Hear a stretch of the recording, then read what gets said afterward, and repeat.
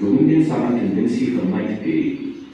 Ежелгі грек тілінде тропос деген сөз бар. Ол бұрылыс дегенді білдіреді. Ал әдебиетте бұл сөздің тура мағынасынан ауыстырылып қолданылуы. Ақындар сөзбен сурет салады, бірақ бояумен емес, мағынамен астармен. Мысалы, жұлдыз жымыңдады дейді.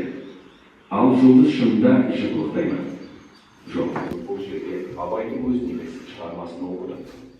Бұл метонимия деп аталады. Көше ояу, мұнда көше емес, сол көшедегі адамдар ояу. Оқушылар, бүгінгі сабағымыздың тақырыбы Қабдеш Жұмаділов «Тағдыр» романының көркемдік сипаты. Шығармамыздың бүгінгі мақсаты шығармадағы көркемдеуіш құралдар мен айқындауыш амалдарының қызметін талдау болмашы. Бүгінгі тапсырмамыз бірінші тапсырма оқушылар, яғни ұсынылған кестеге сай құбылту мен айшықтаудың түрі, қолданылу мақсаты, автордың стильдік ерекшелігіне баға береміз.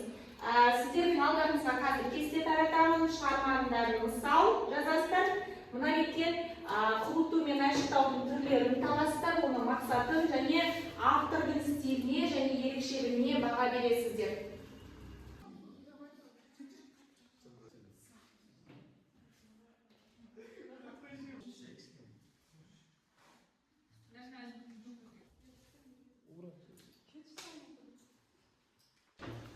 Шығармада мысал сөздің салмағы қара таспен бірдей еді. Метафора теңеу, айтылған сөздің ауырлығын көрсету. Автордың тілі нақты, көркем, терең мағыналы. Ол қазақ сөзінің салмағын білдіреді. Жақсы.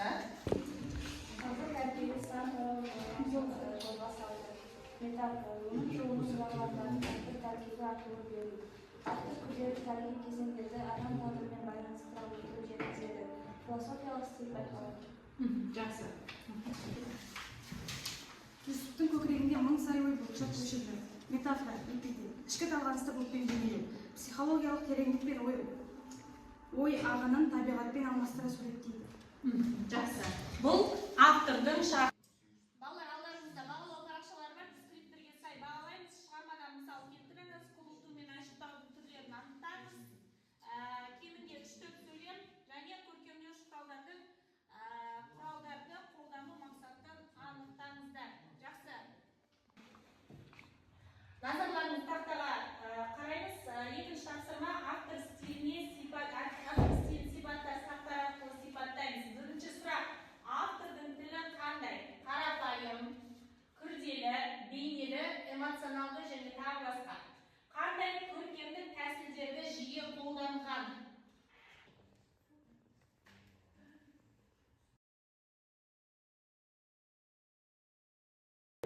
Соны жазамыз кез келген бір